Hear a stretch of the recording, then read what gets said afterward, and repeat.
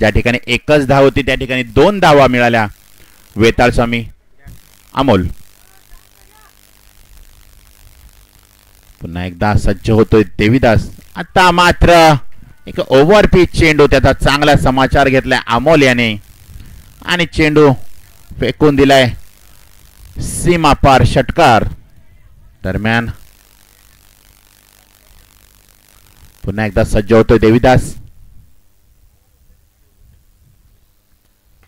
पुन्हा एकदा तोच फटका बघायला मिळतोय, सीमा पार षटकार.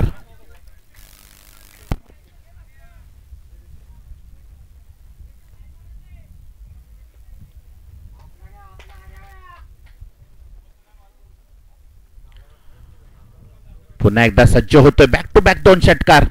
पहिल्या चेंडूवरती 2 धावा, त्यानंतरच्या दोन्ही चेंडूवरती मात्र बॅक टू बॅक. आणि काय बघतोय आपण मैदानामध्ये, बॅक टू बॅक 3रा षटकार अमोल याच्या बॅटमधनं. आणि नक्कीच अमोल दाखवून देतोय की मैदान जरी तुमचं असलं तरी धिंगाणा आम्ही घालू शकतो, एवढं मात्र लक्षात ठेवा. 83 धावांचं आव्हान आणि 83 धावाचं आव्हान घेऊन मैदानात अमोल मात्र काय खेळतोय, जबरदस्त खेळी. लागोपाठचे 3 षटकार.